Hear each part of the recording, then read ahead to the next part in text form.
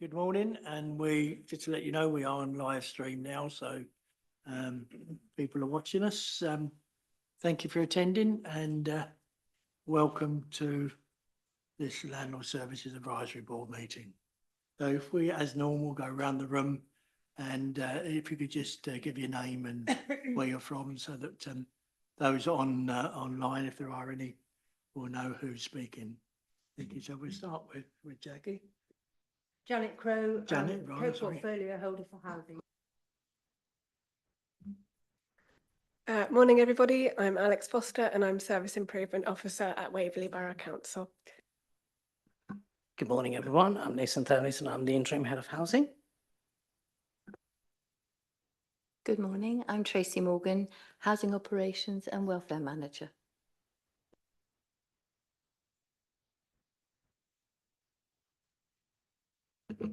Good morning, everybody. I'm Annalisa Howson. I'm the Joint Assistant Director for Housing for Waverley Borough Council and Guildford Borough Council. Nice to see you all. Dave Madams, Tenants Panel. Good morning, Louisa Cotton, Operational Support Officer for Commissioning for Housing. Good morning, Lillian Lannock, Service Improvement Manager Interim. Good morning, I'm Rod Blackmore, Tenants Panel Member, Board Member and Chair of the Customer Experience Group. Good morning, Rob Stratford, Member of the Landlord Services Board, Tenants Panel, Vice Chair and Oxford Ridge Redevelopment. Good morning all, Donovan Thompson, Property Services Manager. Good morning, I'm Laura Dana Hobbs, Damp and Mould Officer. Morning all, Paul Cleaver, Regulatory Compliance Manager. Good morning, Richard Marsh, Mechanical and Electrical Manager, Waverley Borough Council. Morning everybody, my name is Alan Morrison, I'm Cranley West Councillor. Good morning, my name's Andrew Lawson, Farnham Town Council and Waverley Borough in Webburn. Thank you. Good morning everyone, I am Jackie Keane and I'm a Town and Borough Councillor for Shottermill in Hazelmere. Oh, could I just, sorry, interrupting, can I just give John Rubini's, Councillor Rubini's apologies, please? Thank you. Thank you and welcome. Did we have online at all? No. No. Okay. Thank you very much. Sorry, Chair. I think Councillor Rivers will be joining us later. Yes, as I understand. Yes. Thank you. So apologies for absence. We've had one. Just Councillor Just John Councillor. Rubini. Yeah. Okay. Thank you.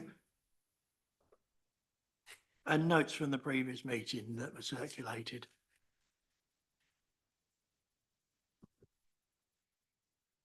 Morning, Mr. Chairman. Can I request, would be really helpful to have all the names of the officers attending so we know what they are, because we can see the circulation of our members, but not of the officers. So it just helps to put names to faces.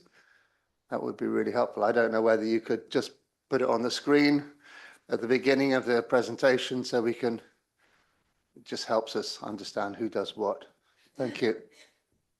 Okay. Would you like to run through that again now, go round to the officers, or wait for the next meeting? No, I'm just suggesting it might be a good thing to do at the beginning of the meeting so that we can, so we know whose names, as we can see for the councillors, we'll be to see the names of the officers as well. I'm suggesting for the beginning of the next meeting. Thank you. Thank you. So if we then move on, please, to the notes from the previous meeting. Are there any issues? None at all. But then one I picked out really was that, well, I don't think we mentioned it at the last meeting, but the innovation fund that we set up an application in. I don't know if Alex wants to bring us up to date with that. Thank you, Terry. Yes, unfortunately, we were unsuccessful in our bid. We heard back from the funder And they have come back to us with the scores for our application, but couldn't provide us more detail other than the scorings for each section. There were a high number of bids, as you would expect, so it was very competitive. But I think I can speak for everyone when I say we put an awful lot of work in, and I know that that isn't wasted because it shows that we've been able to collaborate across Waverley and Guildford councils. And be able to think about tenant engagement in the long term overall as well. But yes, that's about it really. Thank you, Alex. Thank you, Terry. I mean, I would say that we had a lot of support, particularly from within within the offices of Waverley and Guildford, and maybe and felt it was a very good idea. So maybe it's something we should be looking at now to see how and if we could fund that in another way. But thank you.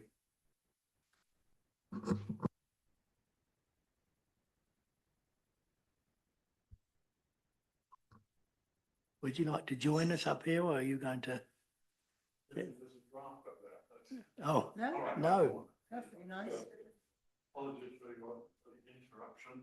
That's okay.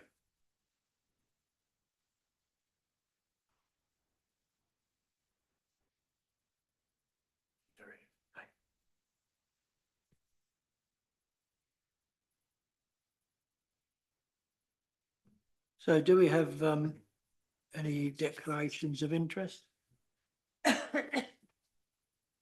from at all? None received. Thank you. Questions from members of the public? None. And questions from members? Thank you. So we move on to item 6, please. Page 13, Head of Services Report. Sam. Good morning. Good morning. Thank you, Chair. So probably this is my third presentation in relation to Head of Housing Report. I'm pleased to say that we've got new colleagues join the housing team, bring valuable skills and experience in energy. Immediate focus areas for us again, to continue to improve our customer satisfaction. We're pleased to say that last time when we had the wave 2, we were able to, the outcome was about 77%, so it's quite encouraging. So we need to continue to do that. Increase estate visibility, which we already started last month, and ensuring that we will there's more accessible for tenants to approach our offices on site. So more visibility. A fresh housing improvement plan will be we will embed once we have completed the actions of 62 actions of currently. That's what we've agreed previously before joining here under the headship of Annalisa. The idea is that we will look at again look to self-assess the regulatory standards plus good practices and any areas that we actually learn from our complaints. That will be presented to you in hopefully in April. More emphasis on responsive, accountable and tenant focus service. That's our continuous aim. So as for the stakeholder engagement, I attended last panel meeting, this tenants panel meeting, and I'm pleased to say that I've received further feedback on tenant engagement strategy, which I will be embedding them. Panel members supported recent dropping sessions continuously. That's again, thank you. Once again, thank you, Terry, as well as Alex, for your input on the bid, and really helpful how we worked together. It was unfortunate. A strong joint working is underway, including attendance of housing team, meetings and resident representatives, so that we will be visible there out and about on our estates and blocks, or neighbours, shall we say. I attended a number of senior living schemes for the first time, along with Terry. Once again, thank you once accompanying me. I'm able to witness a lot of good practice there, but the important thing is about us meeting with residents and seek more feedback about how they would like us to improve their service. As for the staff update, we're pleased to say that Lillian already introduced herself. Lillian Lannock, who joined us about 3 weeks ago, comes here with a great experience and skill from various local authorities and housing associations. And we had the first performance meeting within housing. So good to hear, good to have her on board to support us, along with business analysts. Now we've appointed as well, just over a week ago, Lloyd Kashimba, and he will be helping us with more of our validation of our performance data, robust performance, and more process mapping to help us to look at the efficiency. And we look forward to welcoming tenant engagement officer, which you interviewed in December. Unfortunately, she'll have to go through the normal process of handing the notice, and that took about 3 months, I think. So we look forward to having her on third. So we will have a full complement in the service improvement team.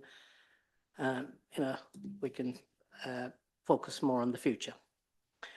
The work is progressing on the future housing management model, that is the tenancy management, with new roles planned to strengthen ASB and tenancy sustainment capacity with a reduced number of patch size. So that's our focus. Going back to service improvement, I've mentioned already, we have had so far 5 dropping sessions delivered in January. Attendance is quite low, but we're looking at the sessions remain quite valuable based on the feedback I receive. I think we need to look at how we can actually focus more on the communication just before this meetings, because sometimes you publicize them on the website and also send an email a while ago, but people don't actually remember them. So I think we need to work on that better. And also I'll seek my colleagues, their view as well, because they might have a better way of engaging with residents. So we will seek and further improve that. Responsive repairs, workload has increased significantly following our upslow introduction that came into force in October, especially damp and mold. It's risen by 16%. But nevertheless, we've got a fantastic team here, Donovan, Loredana, working us through that demand and making sure that we track those the demand as well as inquiries in accordance with the regulatory performance indicators. Housing management, going back to about the visits, in January we have had, I think, so far 195 successful visits, about 98% so far. I think we need to take into account about going forward cancels visits as well. Sometimes it's very difficult for the officers to follow it through because they make appointments and it's been cancelled. And also daytime, based on my previous role where I worked before, it's about nearly 60 to 70% responsive rate. People tend to go out for the shopping and various other things. So you're not in a position to meet with them. And also they've made arrangement with the income team to work closely. Any cases over £2,000, they work together to offer how they can offer support to residents. Complaints and service improvement. We have transitioned the terminology to comply with housing ombudsman. That's stage 1, stage 2 rather than level 1, level 2 now, to comply with their terminology so that there's no confusion on that part. Strong completion rates in terms of complaints, dealing with complaints, stage 1 96.88 and stage 2 100%. So it's quite pleased on the performance, but we are more focusing on the quality. We would like to minimize the escalation of the rate to stage 2 and looking at how we can deal with it much more effectively. One negative thing is that we received one maladministration determination by housing ombudsman recently, which we have already started the deep dive to find out exactly what things to learn, what sort of new areas that we need to put in place, controls, learn, block, and also we will bring that report here with the complaints report for your more transparency and also for you to share any feedback. Compliance, we're pleased to say that Paul and her team, Richard, fabulous job. All indicators reporting green. So thanks to the team. We really appreciate your hard work. Key updates around water hygiene. Paul will have a separate agenda item that he will go through how we're going to deal with any ongoing hygiene issues and making sure that we give you the assurance that the mitigation and the new contractors now in place of how we're going to progress on that. As for the future service improvement, we have set up a leasehold improvement group. I will be engaging with a consultant to do 2 workshops, one for leaseholders and one for staff, because it's important for them to know about the roles and responsibilities of being a leaseholder, as well as for our staff as well, because we are representing the council as a freeholder. We will be launching regular webinars to all residents, both tenants and leaseholders. I think it's important that we also want to interact with them virtually. And thank you, Tracy, for your help as well, that you're going to put something in place on a regular basis. So there will be more visibility, albeit virtually. We are hoping to start at somewhere in March, but it's going to be an evening meeting, so people all can join that. And then, of course, finally, the estate champions. We're hoping to set up a group so that all estate champions can come together and look at our progress, offer their feedback, and also how they can actually feed into the capital program going forward, any works that needs to be undertaken on a long-term basis. I'm closely working with Lillian and myself, working with Donovan in relation to kitchen and bathroom standards arising from the complaints that you brought to us. We will be looking at the service standards. Secondly, who to contact, because it's also important that we want the tenants to complain to the council, not the contractors, because so that we have more visibility, and also gives you the assurance that we have got a firm grip on dealing with any such complaints. So that will be providing you on when I attend your next tenants panel meeting, or myself, either could be Donovan or myself, or even Lillian. So because I've got a clash on that day. And that's it, Chair. Thank you so much for listening. And if you have any questions, I'm happy to answer. Thank you. Any questions? None at all. Yeah, Jackie. Yes, thank you, Chair.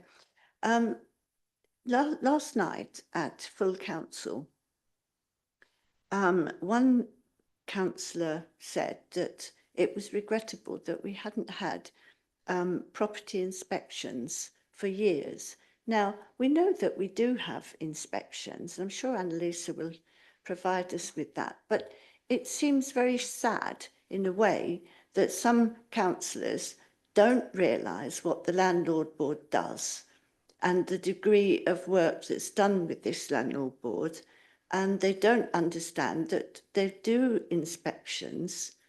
And I think it's quite regrettable, because that's, you know, these meetings are actually for the public to see. So I just think, you know, maybe we should be making a bit more about the fact that we do inspect the properties when people, the engineers go in, for instance, with boilers and that, they do inspect. I'm quite happy to be put right if that's not true, Annalisa, but we have talked about inspections for quite a long time. And it is regrettable that that was said at the full council last night. Yes, unfortunately, I wasn't at full council last night, or maybe fortunately, I wasn't at full council last night. I had my other hat on and was at a committee meeting at Guildford. I think we need to be clear about what we're talking about when we say inspections. That could be a whole host of issues. the meeting I was at last night was talking about housing asset management strategy and the fact that we've commenced stock condition surveys. So that's one inspection we do, and we have we've got data from our homes from previous stock condition surveys, and we've started a new programme where we're going to visit every property in 3 years. So that's not saying we haven't inspected and we don't have the data. That's a refresh and make sure we've got up-to-date data on our homes. Every time one of our operatives or a member of staff goes into a council property, you could call that an inspection, because as well as being there for the reason, whatever that transactional reason is, they will also do a health and safety sweep of the property and the tenants. That's just kind of in our DNA. That's what people do when they go in the property. I think what you're potentially saying is about post-inspections of works. So for capital programmes where we're replacing kitchens and bathrooms, those are inspected. And also, I think historically, I've had the comments where some members feel that we should post-inspect every single responsive repair we do, which is not viable or affordable. Our tenants will let us know if the work's not being done correctly. And with our new contractor, I believe on the majority of cases, we get a report and a photograph of the work that's been done anyway. So yes, I'm very sad to hear that if that was put in a negative way, that the landlord service is not inspecting our homes. We do know about our homes. We know the quality of our homes. We've got we know what work needs to be done to them. We've got a housing asset management strategy. You've seen in this group the work we're doing with warm homes to improve energy efficiency. And also this group have been very instrumental and held us to account on the performance of our responsive repairs contractors as well, which we have been seeing that improvement. I hope that answers your query. Thank you, Annalisa. It does. They were talking about stock inspections, and you know, it just seems that maybe councillors should understand a little bit more about what these different groups do before they start making accusations about what we don't do. Andrew. Thank you, Chair. Just referring back to the Nissan's previous report, there's two issues I just want to ask about. It's about housing complaints, and obviously the Ombudsman issue is somewhat topical at the moment. You say, I don't know why you changed it from level to stage, but obviously that's a phrase you're using, but level 1 or stage 1, you're saying it's 38 incidents, is that correct? Because, and before you answer that, I know you have a running total across the months, which I can't find at the moment, but is that, I seem to remember at the last meeting, that number of level 1 complaints was actually going up. So it was for level 2, but I can't find the relevant documents to show it in context, because I just see 38 and 14. Can you clarify that situation, please? And the other question is, you said there's the review arrears of over £2,000. Is that the total amount, only £2,000 in arrears that renters owe? That's a very small number to me, but I don't know what the context is. Thank you. Thank you. So in terms of complaints, there's a definition obviously for the Housing Ombudsman, any dissatisfaction. So whether the complaints made to the contractor, MP, members, as well as the tenants so therefore we are required to record them as complaints. Although you might seem that complaints are going up in comparison with the other landlords, the complaints in terms of how we deal with the complaints is about whether the complaints have been dealt with. First of all, it's in a timely fashion, as well as whether we are offering the solution and learning from it. So I think in terms of the numbers, we will be presenting with you another quarterly report that's in April.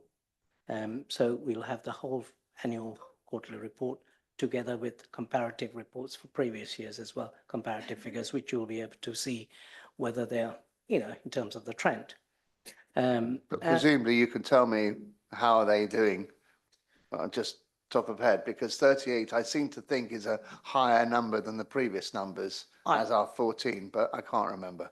I haven't checked it, so I won't be able to confirm that. But 38 to me for 3,800 units in social housing for stage one. It's comparatively, compared to other organisations, it's a similar trend. But we also have to understand that since October last year, the damp and mold has come into effect which came into force as a law. So again, tenants can report their damp and mold as well as a complaint. So I think we need to take into account there are additional areas where we need to things may be affected as a result of that. But I will be able to provide that as the next report for comparative data for previous years as well. Thank you for that answer. It is a topical issue, as you know, and I know there's been some number of comments about ombudsman and the definitions which you are duty bound to report according to that criteria. Trend is the key point. Is it getting better or is it getting worse? That's the key thing. So thank you. I think the important thing is, sorry, Annalisa, we need to look at the wider aspects nationally. And Annalisa, I remember last time you mentioned in the forum here is, again, that's what is being reported, is there is a trend, upward trend for complaints. Sorry, Annalisa. Sorry, just before you come in, Annalisa. Yes, I know, I'm quite aware that I think Waverley is actually doing probably a significantly better job than most other councils, for which congratulations. However, our job is to see that we hope to see that the trend within Waverley is going down, irrespective of how it compares with other councils. Yeah, so as we've said, across the board, in whether you work in social housing, whether you work in can't even think of another job. Whether you work at a hotel or in a shop or for the energy board, probably doesn't exist anymore. We're seeing complaints. Complaints are rising across the board. I think, and there's one part of me that welcomes an increase in the number of complaints, because I've sat here before and been told that people are too scared to complain.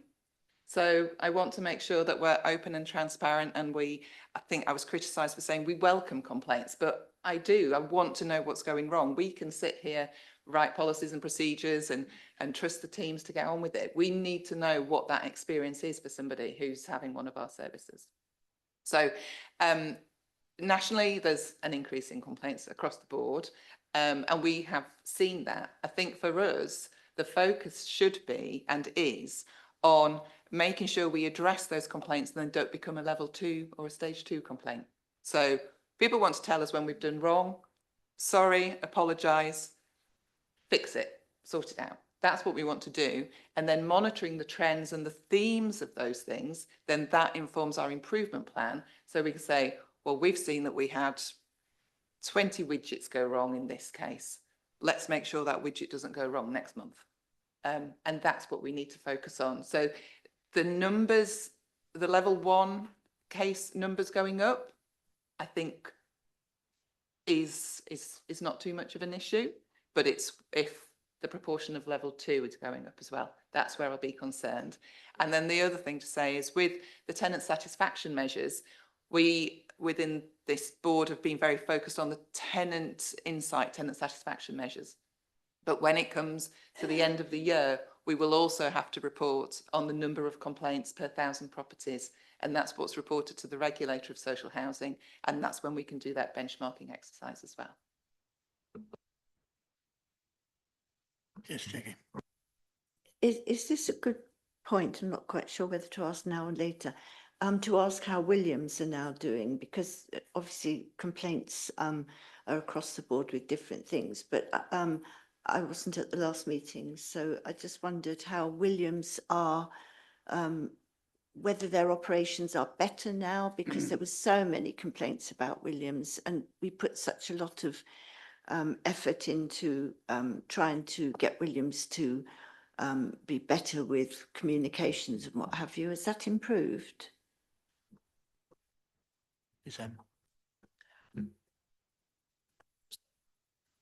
Councillor, if you're agreeable, we will come to the exceptions report and the scorecard at a later, and I'll talk you through those figures then, and I'll hopefully answer your questions. But just wanted to come back and just say I think it's worth acknowledging the fact that our response times, our acknowledgement and response times to both level 1 and 2 have met our KPIs. So regardless of the levels that are coming in, we are meeting those targets to responding to those complaints effectively. Donovan. Sorry, sorry.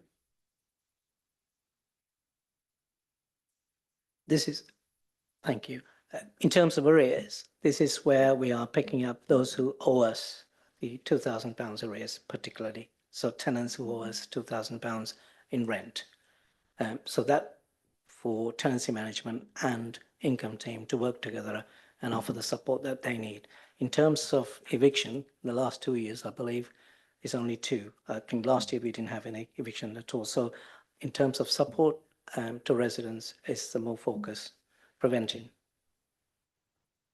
Thank you. So can I make sure I understand it? You're saying that you have monthly meetings with anybody who has an arrears of £2,000 or more to try and resolve it. So that's not the amount owed. It's just that's the benchmark above which you will have meetings to discuss That's with right. tenants. I'm not sure it's monthly, but there are meetings on a regular basis to look at those £2,000 arrears cases to see how they can offer the support to the residents collectively. So do we know how much money is owed, or is that comes under a separate area? I will present another report next time. I'm happy to do that. Yes, can I just ask, I know that, you know, we're in sort of a time when people are struggling. You know, are you finding that we're getting more tenants now that are really struggling to pay their rent, or they're tending to owe a lot more than they would have done, say, a couple of years ago? Again, same as complaints, is against on the upward trend. But compared to other organisations, our arrears collection performance is on the top quartile. Yes, the issues are hardship is there, but then again we are dealing with it in terms of shopping vouchers, hardship funds, and also we have assisted gardens scheme as well for those who are unable to maintain. So yes, the offer is there. I think it's important that we work more closely. Again, the drop-in sessions is another way that we have opened up for people to drop in and to discuss about their rents. So it's not just about tenancy matters, all housing issues. Thank you. And I'm sure that we do make our tenants aware that if they feel that they're getting into difficulty in paying their rent, rather than not pay and struggle, and then the amount of arrears goes up, I think we probably do, I'm sure, have some kind of mechanism to make them aware that they can come to the housing department before it escalates to that degree. We have a protocol to follow through. We cannot just simply issue a notice and take them to court, because court will really criticize us. So there's a protocol for us to do. The important thing is about sustainment and prevention.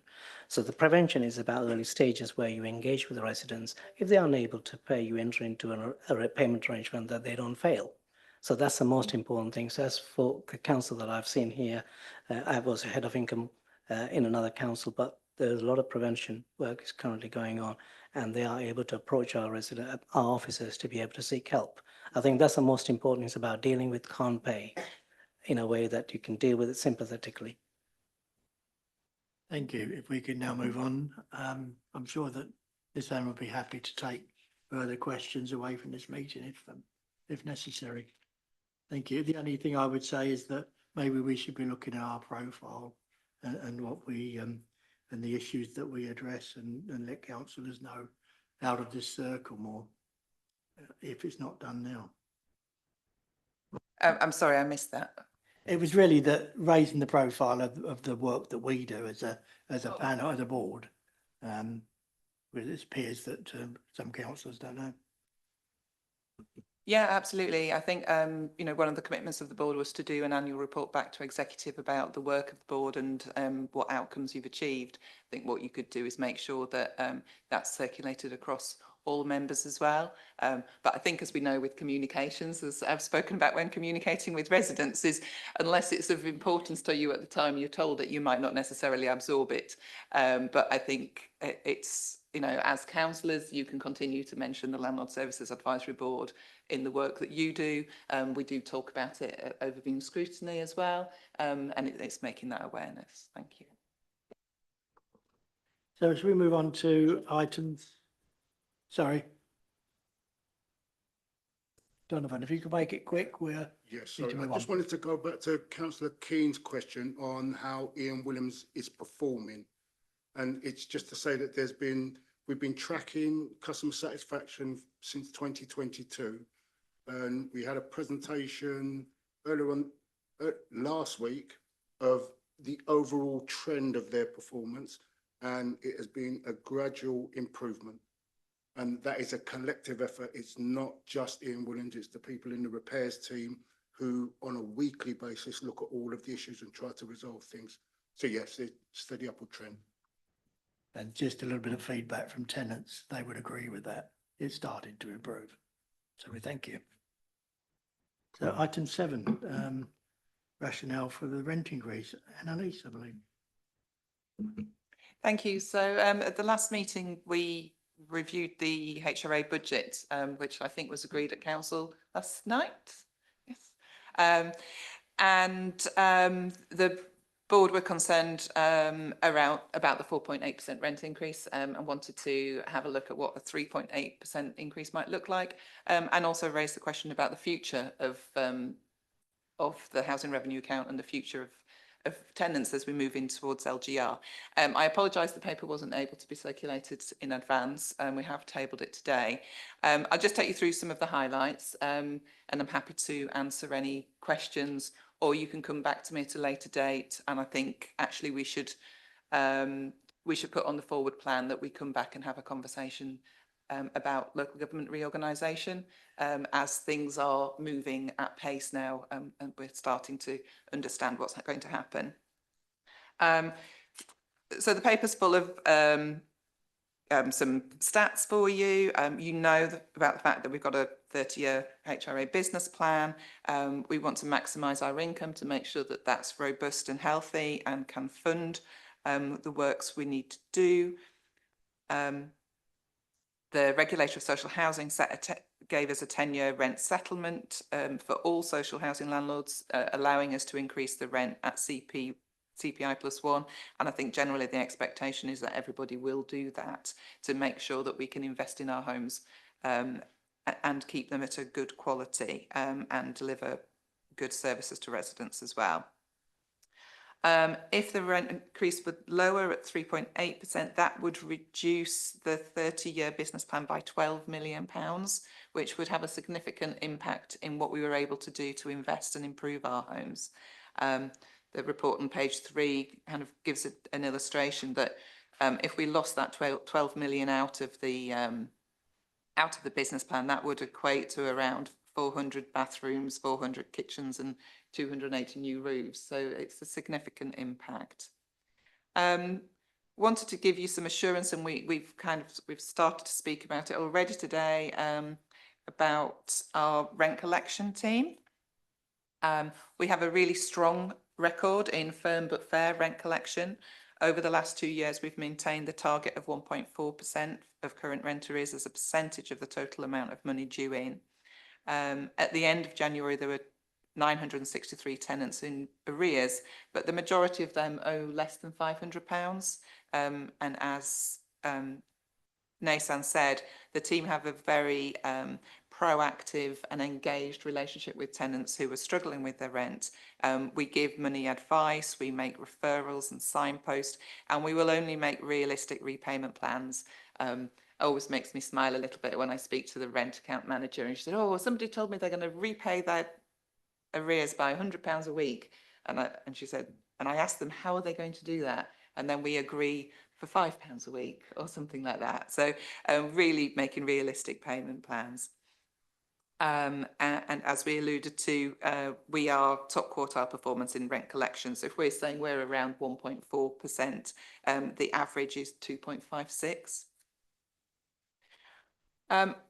Also just wanted to explain that social rents, even with the CPI +1, are still well below the market rent, and also below the local housing allowance, which is the maximum people could claim any benefits for. So our rents are still well below those. And we acknowledge, and we've had a hardship fund since 2022, 2023. We put it in the budget at that point, because what we wanted to do was tailor the support to the residents in the most need, rather than not increasing the rents across the board to everybody. So since we've had the hardship fund in place, that's been £30,000, and that's been confirmed for next year as well. So as I said, the rents team help people access any benefits or grants or charitable funds before we use the council tenants hardship fund, because we want to make sure that we're maximising all other sources of income before we use that.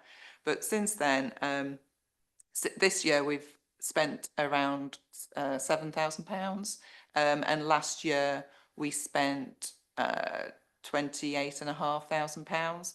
That assisted 19 tenants with getting goods and debt repayment. So we paid for some carpeting, furniture packs and utility debts. And then we've also spent just shy of £16,000 on shopping vouchers, and they went to 55 tenants. And I have to say, I actually distributed some of those shopping vouchers last year, and the people who received them were immensely grateful, and it made a complete difference to their ability to just get themselves out a little bit of a hole that week or that month. And using shopping vouchers, the supermarket vouchers, so people could buy food or bedding or clothing for their children. So it's been really useful, and I'm delighted to see that we're continuing with that. So those are all the reasons why we want the rent increase. And I understood the slight concern and the uncertainty as we move to a new organisation through the local government reorganisation. So West Surrey Authority will become the new landlord for all council tenants and leaseholds in the new council area. And that will be around 16,000 homes. But the majority of these, 65%, come from what will be the former boroughs of Waverley and Guildford. So within West Surrey, Waverley and Guildford have the majority of homes. There will be a new single housing revenue account for the new council, and that will be formed from the 4 former stockholding authorities. All 4 have got balanced HRAs, and there's financial headroom in all of them to continue with the investment programmes that we've planned. It's worth just kind of reiterating that any general fund finance or debt, I think throughout LGR, we've all been very well aware that other councils have got debt, but that debt cannot be subsidised through the housing revenue account, because that is legally ring-fenced. We've spoken before about tenants' rent money for tenant rent services. Whether that's as Waverley or as West Surrey, the same rules apply. In terms of quality of service, the new council will continue to be regulated by the Regulator of Social Housing and the Housing Ombudsman. And we'll have to satisfy, as we have done within Waverley, that we're meeting the consumer standards and the Ombudsman's code. So this includes, as you know, access to services, sharing information, repair services, safety, resident involvement, all the things that this board have been monitoring and gaining assurance on. The 4 boroughs that will create West Surrey are already engaging with the regulator. So we know that Waverley had our inspection. Guildford have just been through the inspection, waiting for the results at the end of the month. Runnymede have just been through the inspection process, and Woking are engaging with the regulator as well. So all those councils are monitored by the Regulator of Social Housing to make sure that they're delivering services. And the final point is it's highly unlikely, and I'd like to say it's 100%, but you can never say 100%, that there would be any interest in transferring or selling council housing. When I came to the council 21 years ago, we were talking about large-scale LSVT, large-scale voluntary transfer. That is completely off the table now. There's no financial rationale for a transfer. And you'll remember that the HRAs went self-financing in 2019 when we got that big debt. But it meant that we were in control of our own homes. And just for interest, the last LSVT was in 2015. So we're not seeing that. And we've got, I want to assure you, we've got a commitment to our projected HRA capital programmes, our housing asset management strategy and our resident involvement strategy as well. So in conclusion, it's financially prudent and essential for us to raise the rents to the maximum level. The new West Surrey Council will have the same legal, financial and regulatory rules as Waverley, and to deliver services to residents and to make sure we continue to provide secure, safe and affordable housing. If you'll forgive me jumping in, Jackie, I want to thank Annalisa for that report. I did see a draft of it before the budget meeting last night, so I was able to crib everything from it and pretend that it was all down to me. So thank you very much for that. One thing I did take away from last night's budget meeting is a pretty obvious point, really, about the impact of inflation on or costs anyway, on our rents. Our rents are 70% or so of market rates. They're at a 30% discount. But build costs, repair costs, material costs are not at a 30% discount, and we have to bear that in mind. Would that they were.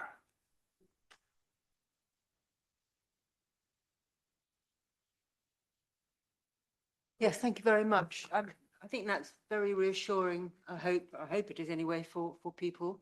I've got one question about, and it might be too soon, maybe you don't know yet, but what do you think is going to replace something like this or this meeting, the LSAB, which, although it's borough based, which is still quite far removed from Godalming Town High Street or Farnham High Street or whatever, but nevertheless, I think it's very reachable, isn't it?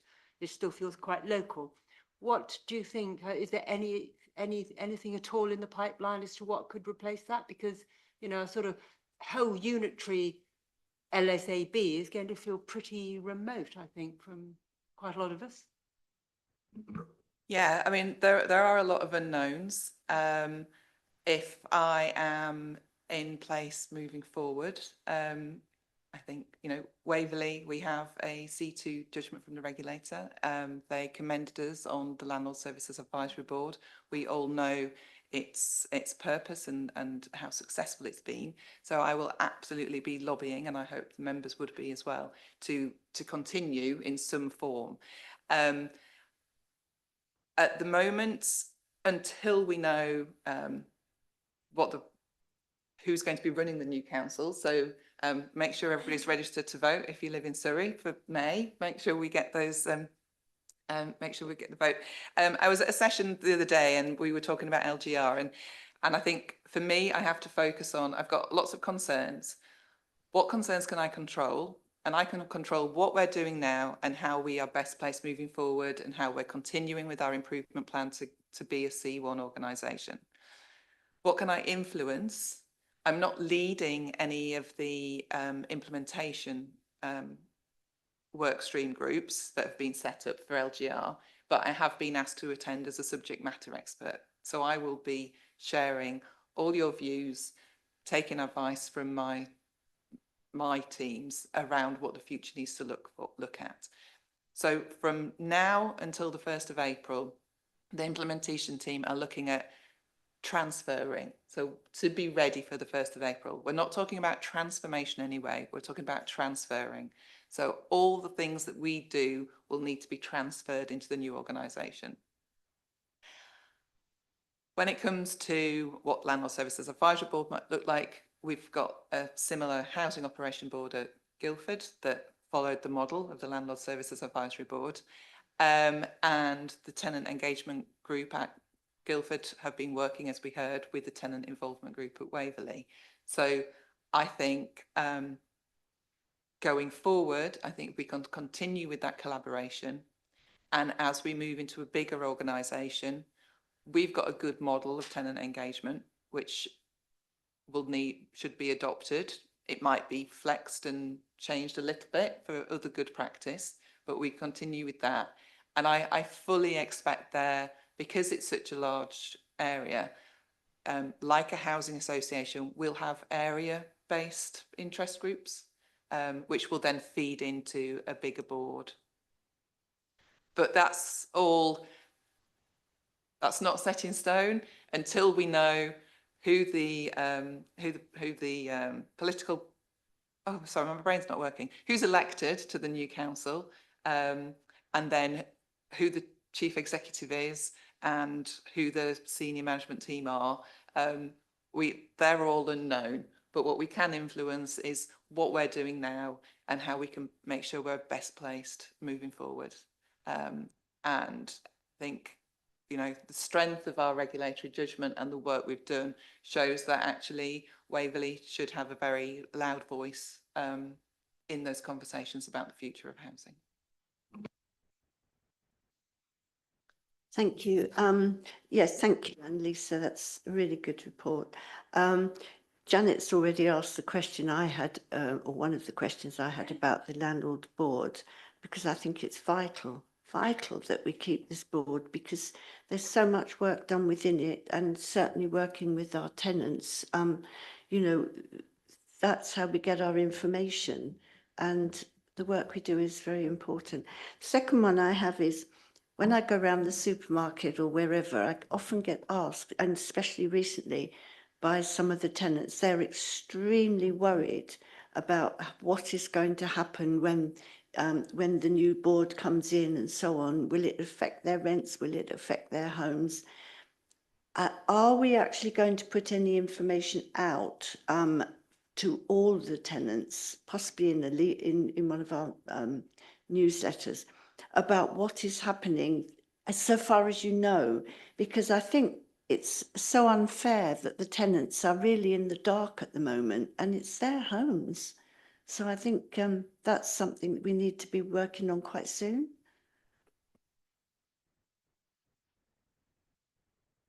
I thought you were waving that you were going to speak.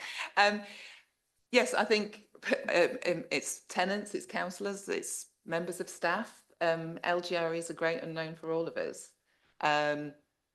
And there are communications out there. There's an LGR hub on the website, that Future Surrey, it's called. And I think we will be communicating with our residents, as we've been doing with our staff. I mean, for the staff, there's nothing much to share at the moment. But I think I absolutely take on board what you've said, that actually in our next iterations of our newsletters, we need to say this is happening. But as I've said in this report, the landlord will continue to need to deliver the services we're delivering, and meet our consumer standards and the Housing Ombudsman standards as well. And there is not going to be a big bang on the 1st of April. As I said, we're talking about transfer, not transformation. So it would be a case of actually just bringing things together, and then as the new organisation is mobilised and has its improvement plans, then that's when things would start to change. But fundamentally, we're going to collect rents, we're going to fix responsive repairs, we're going to have an investment programme to make sure homes are kept up to the Decent Homes Standard, we're going to continue with our Warm Homes grants, we're going to continue to tackle antisocial behaviour, and we're going to continue to support tenants. All those things will continue, but will be under another branding, I guess. West Surrey is going to be called. Thank you, Annalise. Many issues there, and some of those have helped me actually get my head around what's going to happen or what might happen, but really support that in the future we have these, it comes to the panel for the plans or ideas that are going forward. But it'd be nice now to be able to go back to tenants and say, well, there is something there. This is what's going to happen. The ring fencing, the protection, which would be good. Thank you. Any further questions? Yeah. I'll just add, so as I say, implementation teams have been set up for LGR. There hasn't been a housing one yet. There is a work stream called homelessness and housing. And I think the first meeting is in 2 weeks' time. And I'm sure, I'm sure you all won't be surprised that, you know, one of the first things, well, probably the first thing I'll put on the agenda is the communications with residents and tenant engagement, because we need to make sure that tenants understand what's happening and how they're going to access services.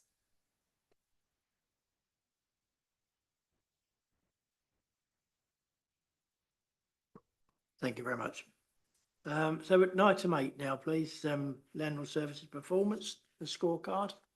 Who's heading that one today? Thank you.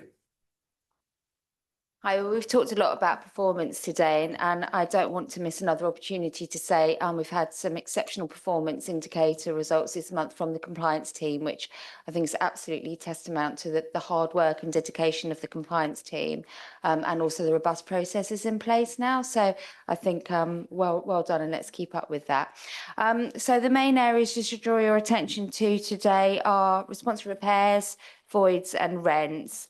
So I think I'll pick back up on Councillor's question first about customer satisfaction levels, really. So this month, IW06, we saw a dip in the target. Unfortunately, we didn't meet our target for customer satisfaction. Of 81 surveys completed in Jan, 63 residents were satisfied. That's with the... Oh, IW06. What page is that? That's on the... Oh, 24. 24, thank you.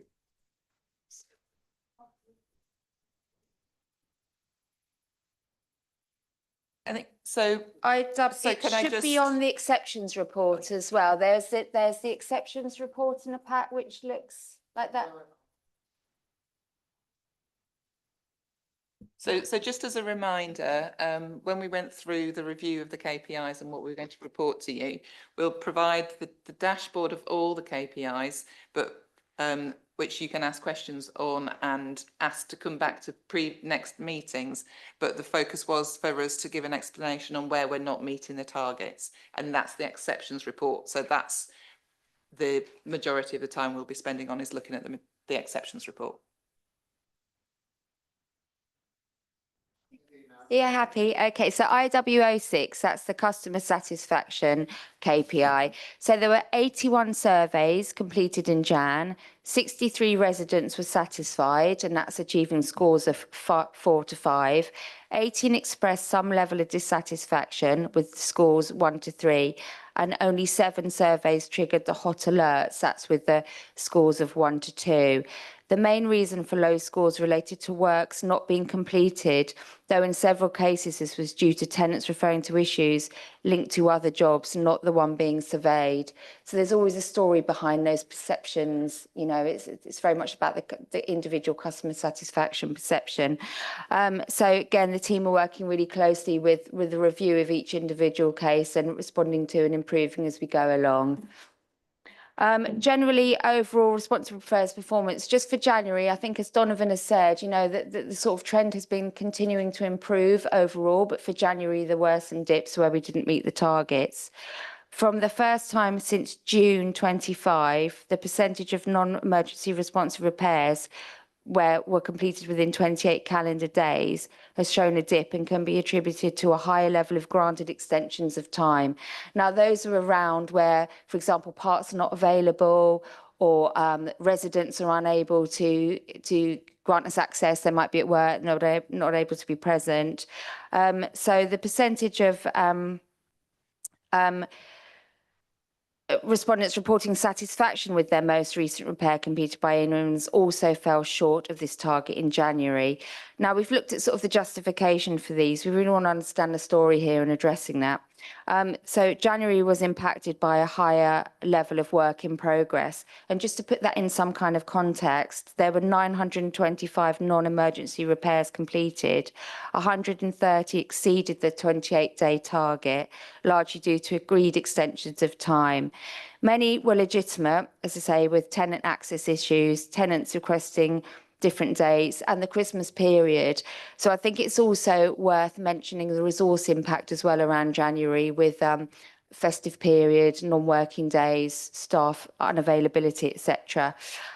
So those target dates were adjusted with the extensions of time granted. So that's kind of why we've had that particularly poor performance in January. So if you're happy with the responsive repairs, I'll just move on to voids now. Again, voids, I know it's always a one for review and it's quite contentious. We missed the target of our turnaround time for void let days this month, reaching 27. It was the average turnaround time of 27. And Sorry, can you tell us what page you're in? So again, it's on the exceptions report. And it's AL01, so that's the second page, AL01.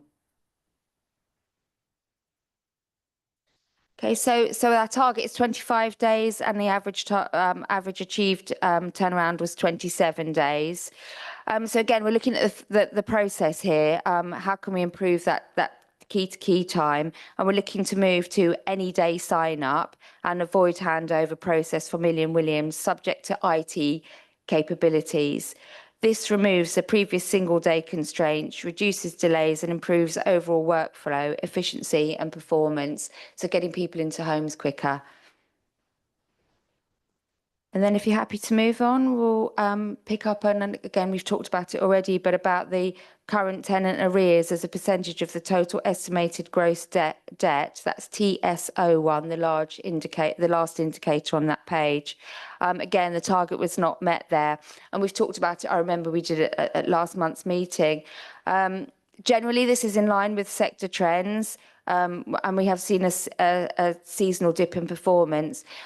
We have had staffing capacity issues internally, and there is currently we're advertising for interim support to strengthen staffing levels and bring our performance back on track.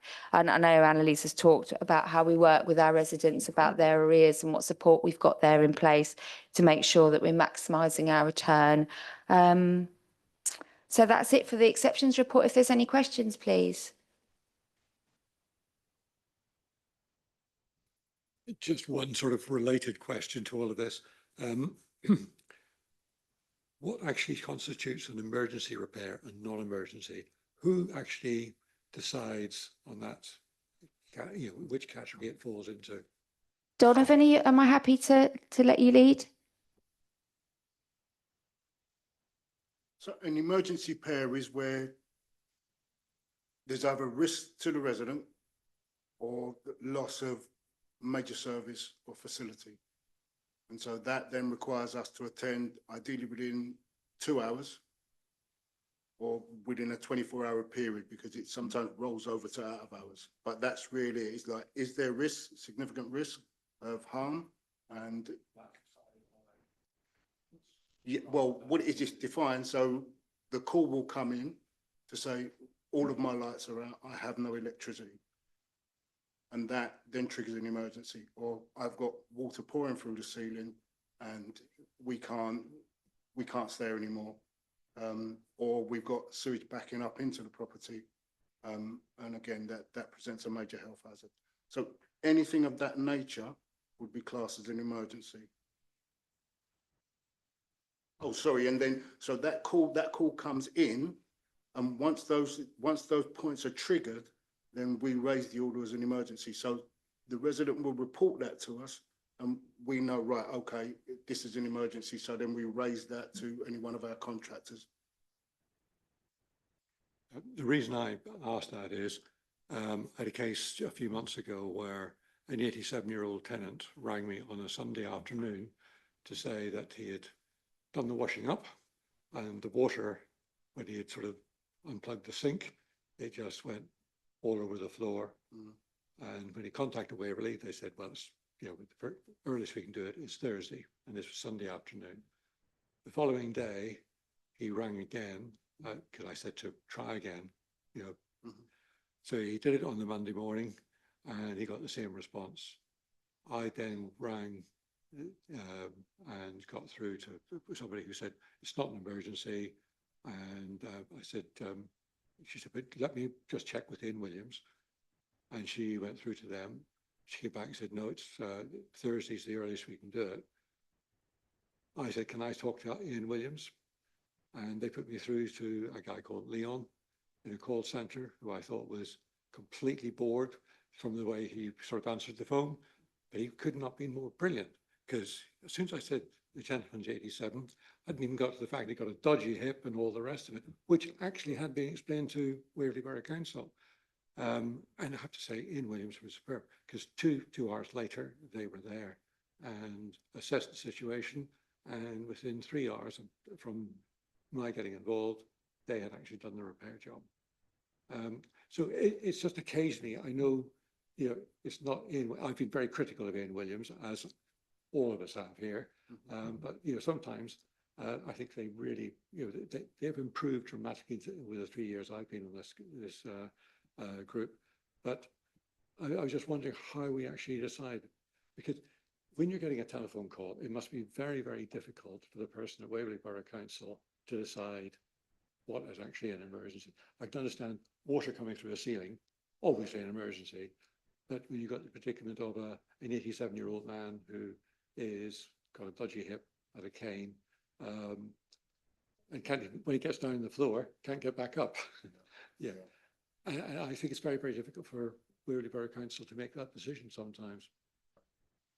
What would happen, anything out of hours is managed off-site, so it's not managed by our contact centre, but that doesn't excuse, I think, whoever took that call missing the point that that resident is vulnerable.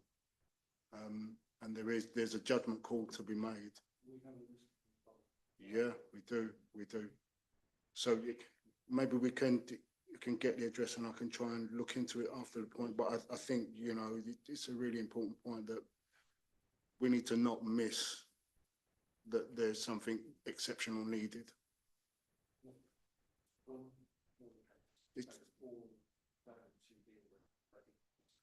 You know, it still touches, you know, 87, bad hip, it always touches the heart. And, you know, these are the things that we just need to refine.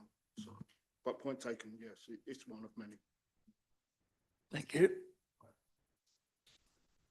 As for the repairs, it's on the policy, it's part of the policy on the website. It gives some examples of what constitutes repairs, of some examples there.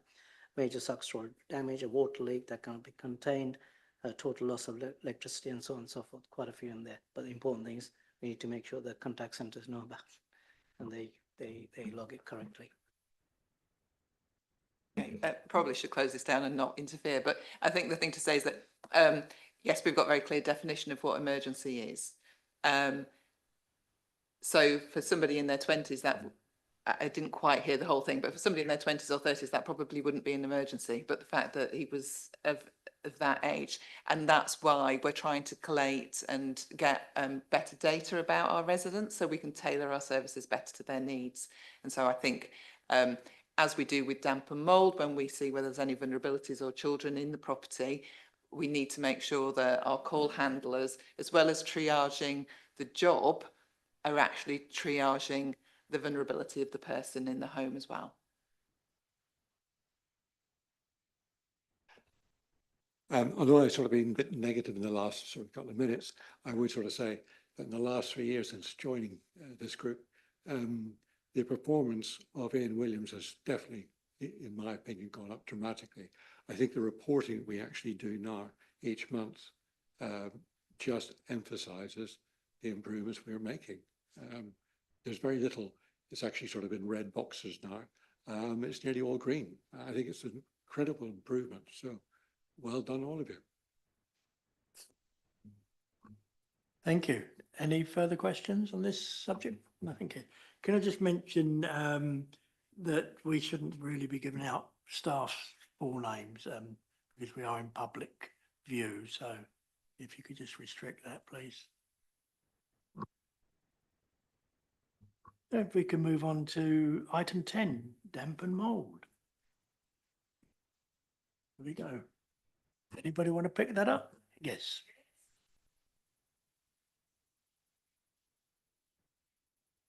Okay, so in the report I created, I was told to submit the report by 20th of January. So the month of January, it's not included, but everything from June to the end of December is included. So everything is about AWAB's law launch and the health and safety of the tenants. As you well know, AWAB's law launched in October, on 27 October.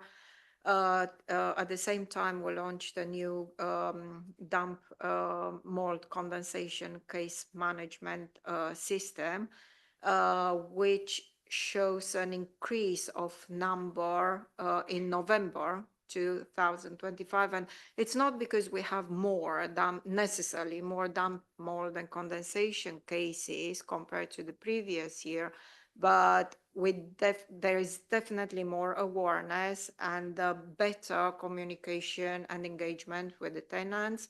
And the launch of this DMC system made it easier for the tenants to report their cases, their repairs, because they can report it at 10 o'clock in the evening rather than calling the customer services to report. They can report it during the weekends. They could report it during the Christmas closure as well, and so on.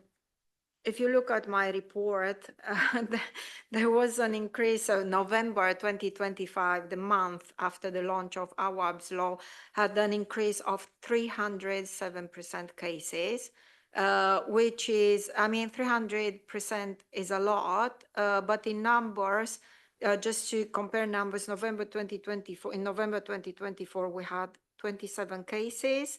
And in November 2025, the month after AWAB's law launch, we had 117 cases.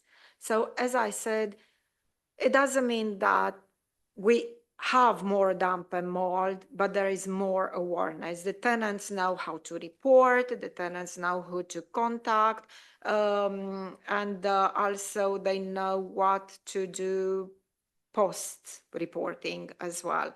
So I want to talk a bit about this damp and mold system. So it fully complies with the requirements of our law and the Housing Ombudsman Spotlight Reports 2021 and the follow-up 2023 in the way that we record the report, and the form has got the age of the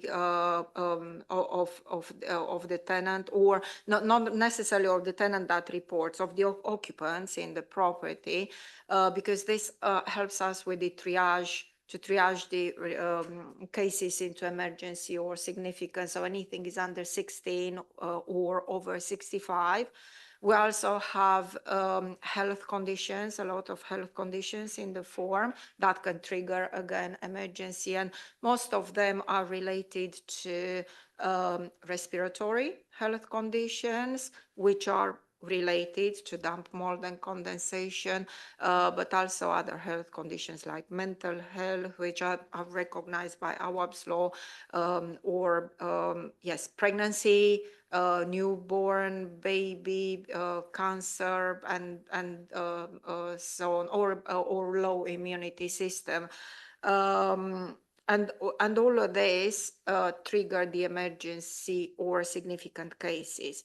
Now, talking about this triage, the initial setup of the IT system was a bit too sensitive, and we had far more emergency cases, too many emergency cases. We had like a tenant, for example, I'll give you an example, tenant with asthma, yes, but with a bit of mold in a corner in the bathroom, that will not affect the health of the tenant because they spend how many in total? Like 1 hour in total in a bathroom in a day, you know, so that will not, that should not trigger emergency. So we are changing the triage ticker for the triggering of the emergency cases, because really an emergency case should be related to the HHSRS1 cases. Like, for example, in January, we had 1 case, we should have had only 1 emergency case. In February, we have 3 HHSRS1 cases, we should have only 3 emergency cases. So the ticker will be changed from 1st of March on the triaging of the cases. So does anyone want to ask anything? Because there's a lot of content. Are there any questions at this point, or should Loredana just continue? I think the main concern is that we've all got the report and we're pushing on with our timescale, but it, you know, shouldn't turn away questions, but if we could limit that or a discussion away from this meeting. okay. So I'll go on. I'll go on. Okay. No, you're okay. You're okay. But yes. I apologise for that, but we do need to move on. Sure. Jackie, you have a question? Yeah, it's not really a question. It's just when you're talking about the damp and mold in corners of rooms and what have you, bathrooms and what have you, I think people tend to panic a bit and they see a bit of mold and they think it's going to spread. And I think that's what, you know, why they phone up. Whereas if they would think about it, you know, everybody, even I get damp in my dining room because when you're cooking in the kitchen in the winter, the windows are closed and everything. I have to clean the mold off every year. It doesn't come back until November again. So I can understand the worry they have, but yes. Yes, but also because we had, as I said, the trigger was far too sensitive. Also, the tenants came back to us and they said, I don't want this this emergency mold wash tomorrow, 24 hours, because it's not needed.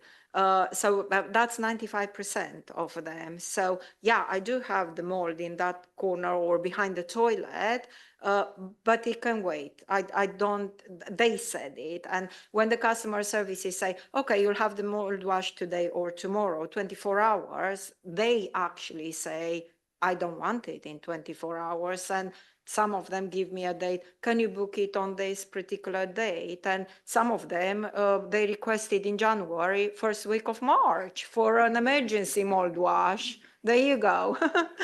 So, so this is where we are. Okay. Finally, the procurement deadline for submission was on 23rd February. We had 13 submissions. We are hoping that by June we'll have a permanent specialist contractor for damp, mold and condensation. And meanwhile, we have a temporary specialist contractor, Sphere Electrical, to deal with especially the complex cases and repeat cases, because we do have a few repeat cases. Obviously, as you know, N. Williams is a generalist company, not a specialist damp and mold contractor. And they do what we tell them to do, but they don't solve the problem. They don't prevent the problem. So we are using this temporary contractor until we have a permanent contractor. And regarding the complaints, between this period, we had only two level 2 complaints. What we are doing, I'm picking up the level 1s. I'm going to visit the properties, talk to the tenant, see if there is any other works that needs to be recommended. So yes, I'm taking everything from level 1, all repeat cases, and I kind of stopped them. As you can see, we had only two level 2 complaints, out of which one was the tenant. So I visited the property following the level 1 complaint, and she submitted a level 2 complaint saying that I don't believe that what Loredana recommended will prevent the problem. And I said, that's not a complaint, is it? So it shouldn't have been logged as a level 2 complaint. So the answer was, wait for the works to be carried out. The damp and mold officer will post-inspect 2 weeks after. Yeah, the tenant was very happy 2 weeks after. No more condensation, no more. And it was -4 degrees outside. So the flat should have been full of condensation, but no more. So that shouldn't really be a level 2 complaint. The other one was a genuine level 2 complaint, yes, and we also dealt with, but this is where we are. Any questions at all? Quickly? No? Thank you. Thank you for the report. And if you do have any further questions, please contact Thank you. the author. If we quickly move on to item 11, I believe Paul is doing that. I suppose the time restriction again applies to all of us now. I'm not taking it personal. So I'm here to offer the water update. So basically, again, each time I attend, I want to reassure everybody that the fact that we're here to obviously pursue and make sure we rectify any issues in regards to water safety, gas safety, which we'll come to shortly, and so on and so forth. So each time I bring a member of my team, so the paper submitted about it was to give you an update verbally about what's been happening with the new contractor. As you can see, the new contractor was appointed in December. We've now confirmed as of this week, we'll be able to give you the projected timeline from next week, where we'll be able to produce it in a Gantt chart format and basically the timelines of how we're going to resolve any outstanding remedial actions, as well as obviously any new actions that we do come across. Again, there's details of points, again, restriction of time, so I'll just briefly state. One of the things we're looking at is we believe that we can reduce the timescale that we're being planned at the moment dramatically. For example, we went to a particular property and we thought we had to replace 30 flexi hoses, and we actually attended to site. We actually found that they'd already been done. So again, if we're planning on one person to do 50 jobs, for example, by over 50 days, then it's going to be 25 if we keep finding things that we just haven't had rectified before. So the good thing was we could reallocate that resource into another property. So on the same day, we're doing even more work. So we don't believe the projected timescale is going to take as long as what we think. And again, we will obviously review this on a daily basis based on risk, based on resource, based on priority as well. There was other examples of cases that I can give you, but moving on. We're also looking at basically from the 9th of, which is in the report, from the 9th of February, where we're looking at started the surveys for each of the blocks where we haven't had surveys done before. Unfortunately, due to these surveys, we've then found that we may need to do a feasibility study. Part of this is basically where we haven't got access hatches that are big enough for people to get into the loft. We're looking at obviously where we need booster pumps in certain properties because the water pressure is not going to reach the furthest flat. So again, that will cause us delays. But again, on a daily basis, we are looking at the risks, we are looking at remedial measures, and we are looking how we're going to rectify this. But again, it is in process, which is great. And again, if everyone agrees, then I'm more than happy to show you this next month. Obviously, I'm aware of time. The other thing is, at the moment, we've got obviously deadlines to meet. We're trying to obviously again offer reassurance, and again, as Annalisa mentioned earlier, we want to be open and transparent as possible to actually give you continued assurance of what we're trying to achieve, to actually show you how we're trying to resolve things on a logical, pragmatic, methodical approach. And I can carry on talking, but I'm guessing you're conscious of time. So any questions?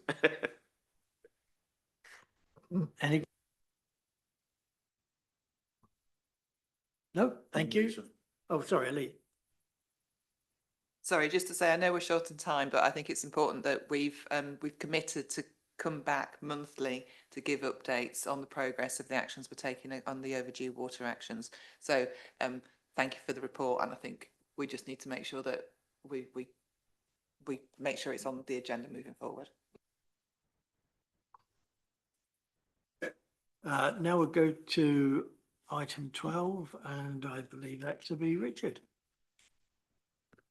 Okay, thank you very much.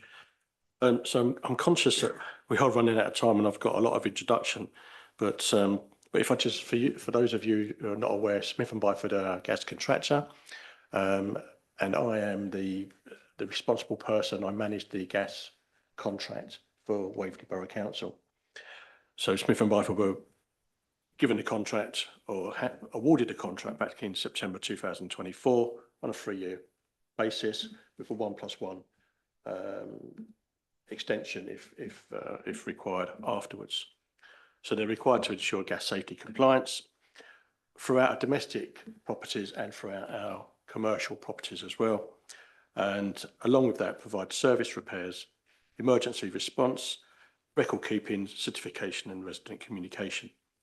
They do provide a strategic importance regarding the gas safety legislation and prevention of the business exposure to risk. So a current overview of current performance. So compliance regarding the domestic properties. We are constantly, I say we as in Smith and Byford and ourselves, because it is a joint effort, we are always above 99% compliant with our landlord safety checks. Yes, there's room for improvement, 100% is what we're all after, but there are, unfortunately, the challenges we face for getting into every single property. On top of that, we do LGSRs for our commercial properties, and I'm pleased to say we're 100% across the board. So that's, I think that's a good news story. We, along with the LGSRs, we do a domestic gas boiler upgrade program. And since September 24, we've installed or exchanged over 1,400 boilers. Now that is providing value for money for our residents. It means that their fuel or their gas bills would be reflected in the new boilers, so there would be a positive impact in that. And also there's a reduction of our CO emissions, so it's a positive for both our residents and the bigger, the wider audience. So we're using a single manufacturer, Worcester, and the idea behind that is that the engineers can stock their vehicles with the most used parts that tend to break down, so that when or if boilers break down, the engineers from Smith and Byford or whoever happens to win a contract, they will have them parts on their vehicles to assist in carrying out a first-time fix. Responsive repairs. So over the last 2 months, December and January, we've attended, or Smith and Byford have attended in December, 97.4% attendance within 24 hours of a person calling in. And in January, they attended within 24 hours of 96.63%. Now that doesn't say they've repaired the boiler or the problem, but what it does show is that they're adhering to their contract and their KPI. And although that sounds fantastic, operations is not without its concerns and its challenges. Challenges we've had recently regarding waiting time, where residents are ringing into Smith and Byford and have experienced longer waiting time than would be normally expected. This has been raised at local level, and also I've raised it at director level at Smith and Byford, of which they have replied that they've lost key members of staff at the call centre. They've employed 4 staff who are currently in training, and they're looking for another 3 people. I myself have rung up Smith and Byford because, I'll ask anybody sent to Smith and Byford, when I ask them that to explain the call waiting time, they will give me a figure. The way I am is that I tend to ring that call centre up myself to get first-hand experience. So at least then I can go back to Smith and Byford with some weight behind my concern. So we are monitoring on a weekly basis. So telecommunication is improving. It's still a challenge, and I'm not going to hide away from that fact. So that's sort of it, really. If anyone's got any questions, I'm happy to ask or answer even. Thank you, Richard. If I could just jump in first, Andrew. It's I've spoken to Richard on a number of occasions, but tenants have been reporting to tenant panel members their concerns about the service that's provided by Smith and Bytham, and although there many of them are anecdotal, the issues are real, and they come across from across the borough. I mean, as Richard said, the long waiting times, 45 minutes. I personally have waited, used their callback system and waited 90 minutes, and they still hadn't called back for something I wanted to deal with fairly urgently. And then had to wait another 30 minutes to get back up to actually speak to them. Poor communications from their customer services department.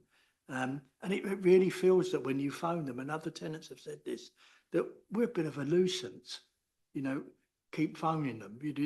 You really feel that they've got no empathy for tenants, and it's really quite horrible when you're on the end of the line to them.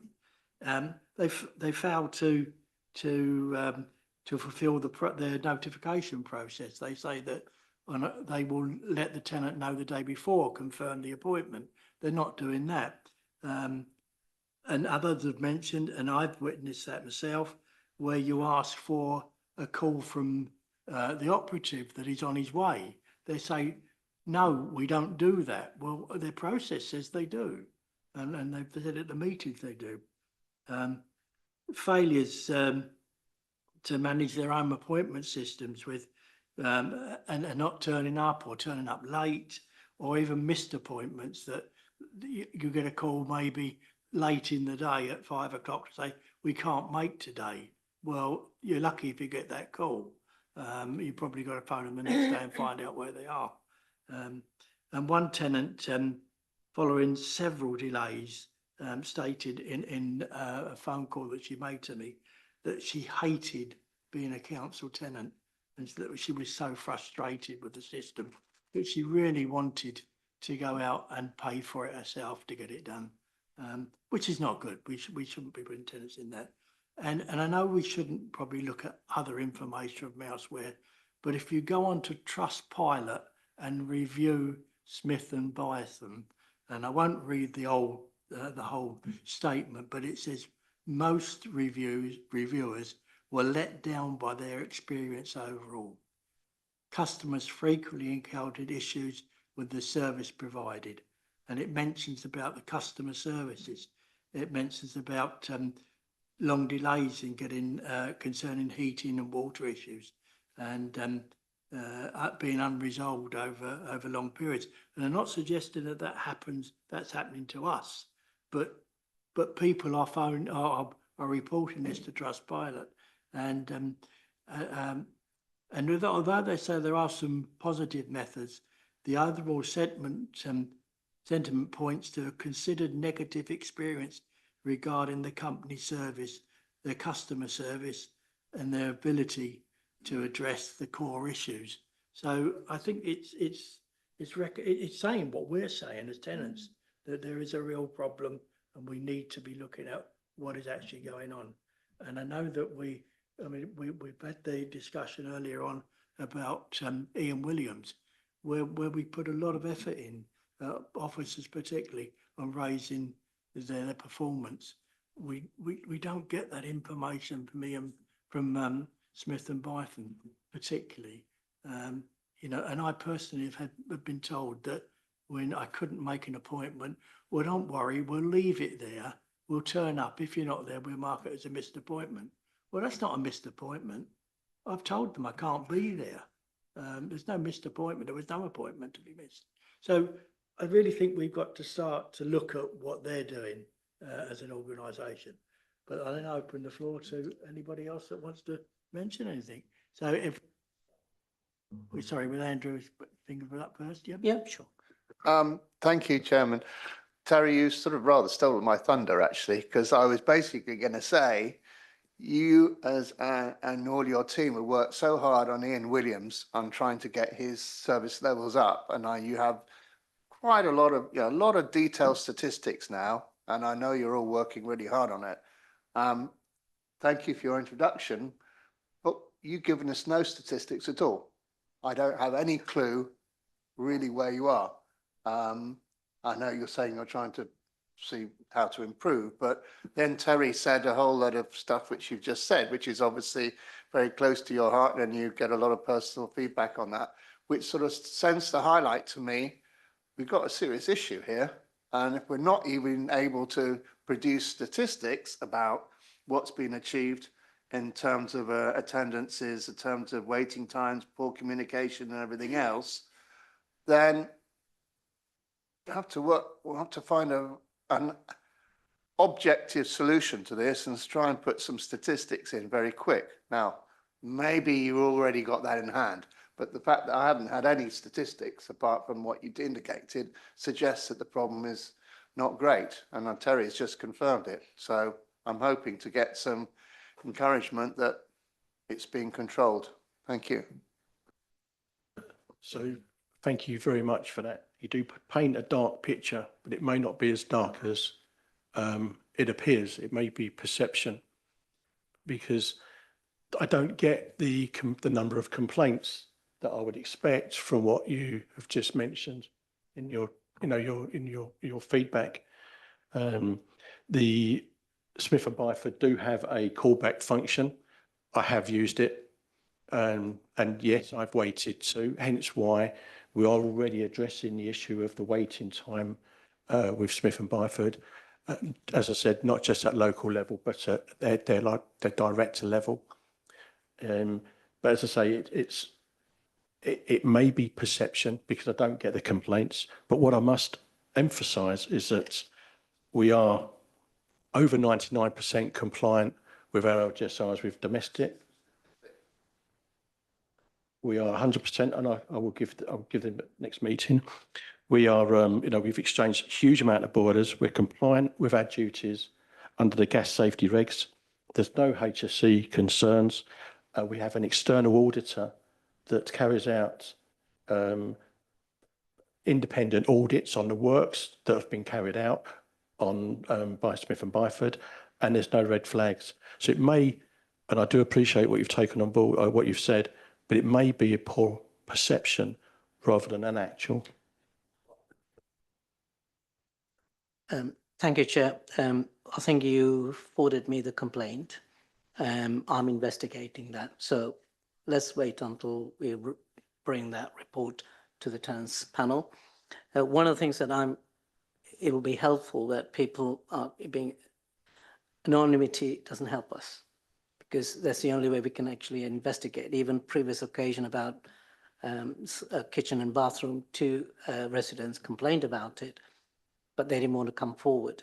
So I think it's important that we need to have that, to be able to support them if they're finding it difficult to complain. We're always happy to do that. That's something that I'm not taking lightly in terms of the customer care stats, what you mentioned or experience.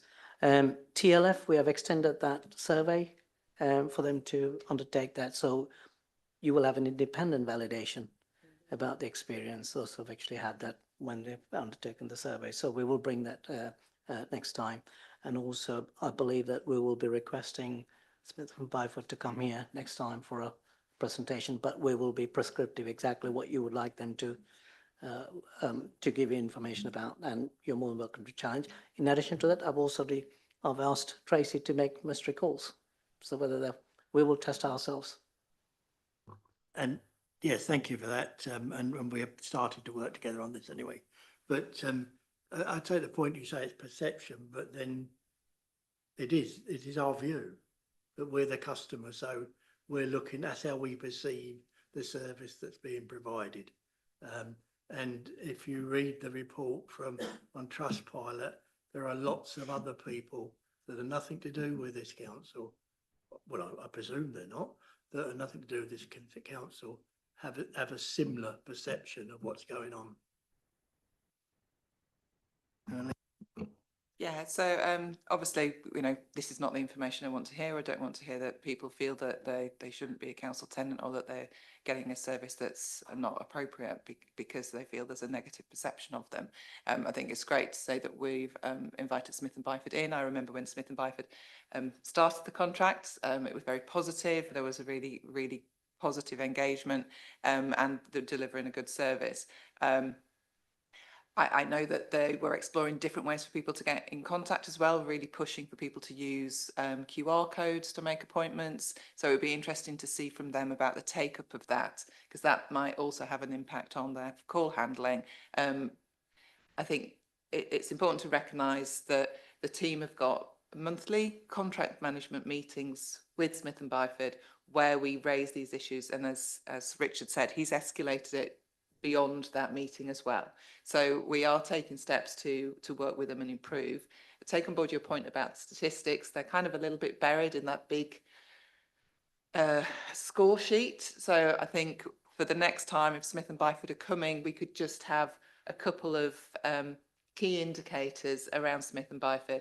And I think the thing to remember that there's two elements of the work. So there's the boiler replacement programme and the gas safety checks. And then there's the responsive repairs element.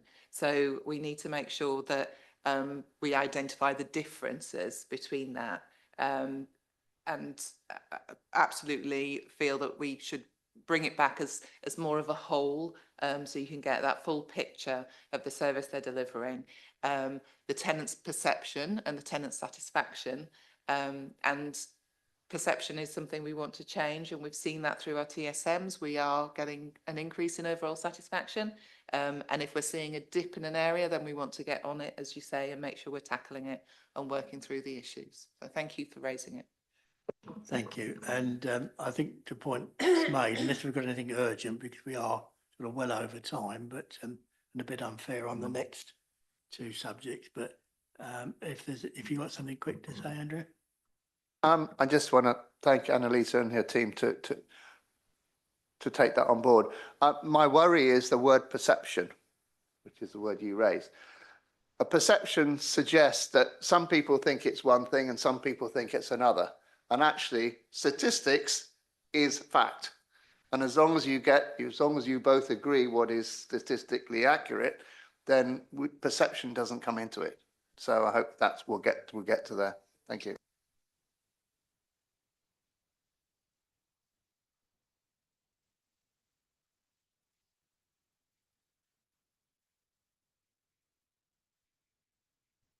So we're now half to 12.